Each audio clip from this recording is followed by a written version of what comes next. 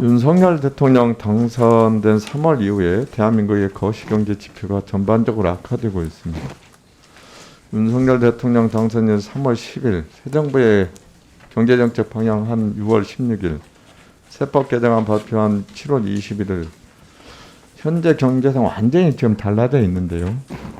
이 경제정책 방향에 대해 전면적으로 좀 재검토할 생각은 없으십니까?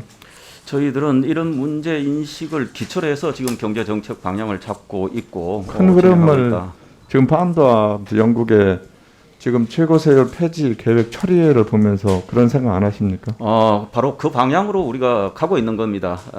소위 말하는 재정 건전성 악화를 시키는 무리한 정책 지출 부분 말고 역시 수입 부분에 시장의 걱정이 대해서 많아진다. 수입 부분에서 말씀드립니다. 지출 부분이 아니고.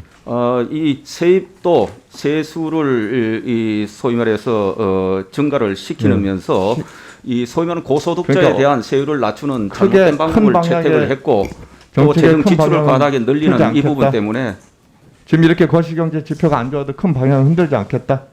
그렇게 알겠습니다. 전체적 경제성 이 방향성은 맞는데 지금 시장에 시간이 있어서 없으니까요. 변동성이 커지는 부분은 장관님 시간이 없습니다. 예, 내일 소비자 물가 지수 발표일이죠.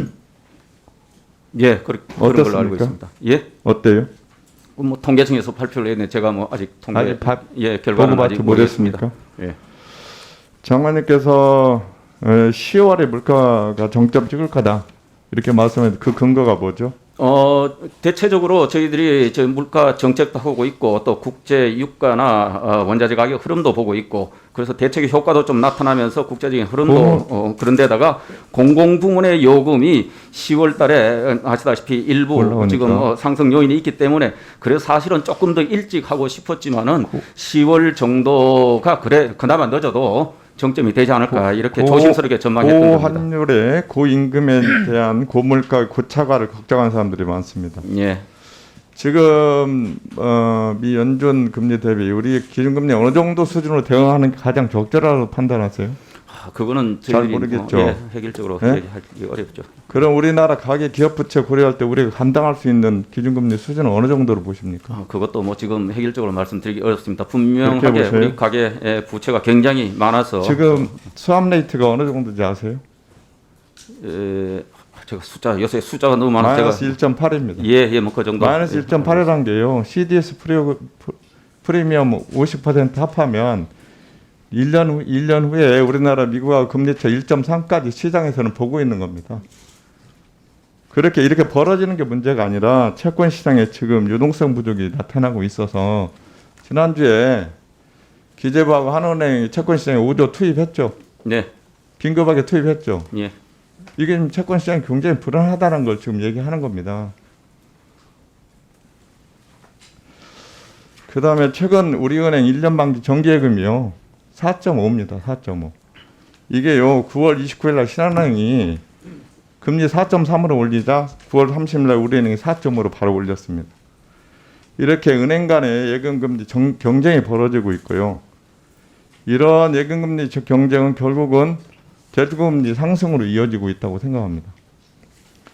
우리나라 대출이 보통 변동금리가 80% 차지하고 대출금리가 코펙스 은행채에 연동돼 있잖아요. 그죠? 네.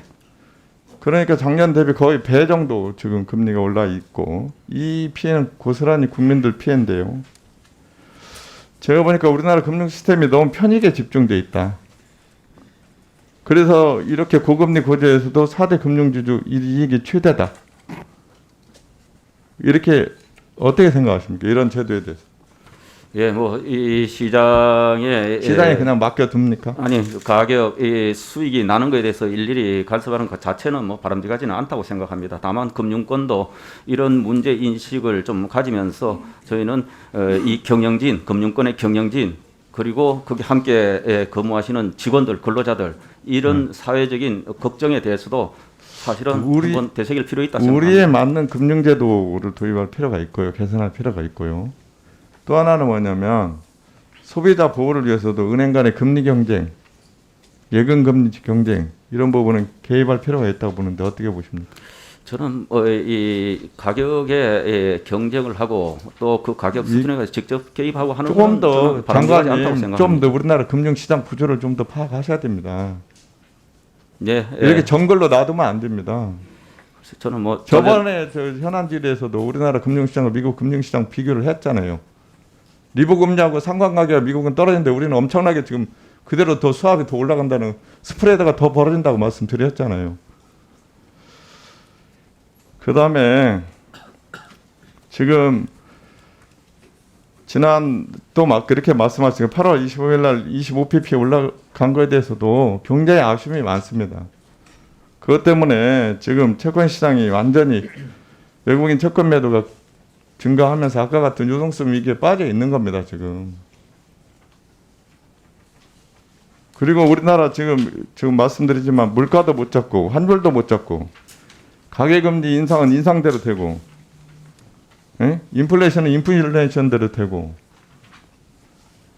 장관님 생각하기에 지금 유한시장도 안정이 안 되고 우리나라 금융시장도 안 되고 어떤 대책을 갖고 계세요, 장관님? 예. 외생 변수로 편개될 겁니까? 아니 외생 변수도 분명히 우리 시장에 영향을 미치는 중요 변수인 것은 분명합니다. 다만 지금 말이죠. 미국의 그 국채금리가 10년물 국채금리가 4%대로 안착될 경우에는 우리나라 가계부채 결국은 터질 거라고 다 보고 있습니다.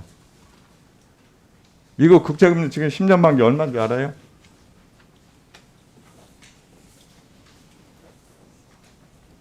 3.8입니다. 얼마 안 남았습니다. 미국이 지금 75pp, 50pp 오면 4.25 되면은 미국 10년물 국채금리 14% 넘어 시간 문제입니다.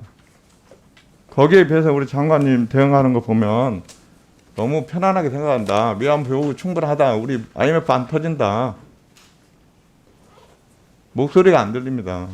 장관님 제가 평소 존경하는데요. 좀 더